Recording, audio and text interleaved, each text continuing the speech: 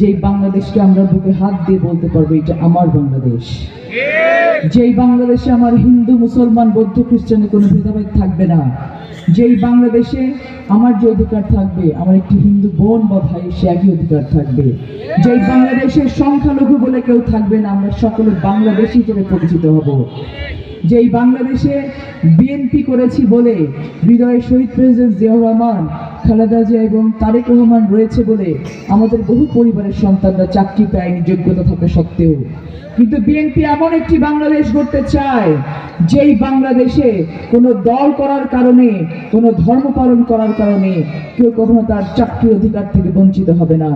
যোগ্যতা আছে আমাদের প্রত্যেকটি ঘরের প্রত্যেকটি সন্তান, ছেলে হোক অথবা মেয়ে হোক, সরকারি চাকরি পাবে ইনশাআল্লাহ। আমরা একটি বাংলাদেশ গড়তে চাই যেই বাংলাদেশে অর্ধেক নারী অর্ধেক পুরুষ। আমরা মনে করি যে এই অর্ধেক নারী এবং অর্ধেক পুরুষ যদি সম্মিলিতভাবে কাঁধে কাঁধ রেখে হাতে হাত রেখে এগোতে পারে তাহলে বাংলাদেশের এগোতে কেউ ঠেকাতে পারবে না।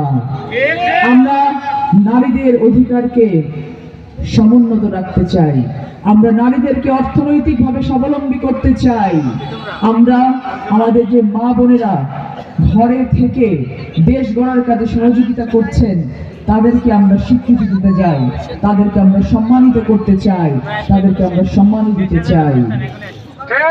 লালপুর বাগাতিপাড়াতে মোট ভোটারের পুরুষের থেকে নারী ভোটারের সংখ্যা 1000 বেশি।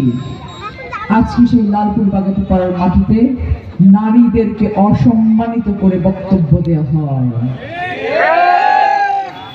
যিনি রাজনীতি করেন তাদের হৃদয়টা অনেক বড় হতে হয়।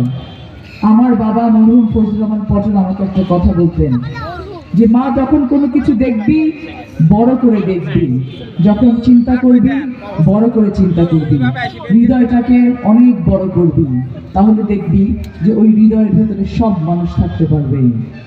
যারা রাজনীতিবিদ হন, যারা প্রকৃত রাজনীতিবিদ হন, তাদের কথাতে, তাদের ভাষাতে, তাদের চলনে বলনে আচার ব্যবহারে বোঝা যায় তিনি রাজনীতিবিদ। কিন্তু বাংলাদেশে বিগত সময়ে কিছু কিছু তথাকথিত রাজনীতিবিদ বেরিয়েছে যারা রাজনীতিবিদ সংজ্ঞাটিকে কলঙ্কিত করা শুরু করেছেন ইতিমধ্যে। তাদের মুখের ভাষা, তাদের মুখের কথা, তাদের চালচলন, তাদের আচার আচরণ দেখে মনে হয় যে বাংলা একাডেমিতে গিয়ে বলি রাজনীতিবিদদের সংজ্ঞাটা আপনারা একটু চেঞ্জ করে দেন।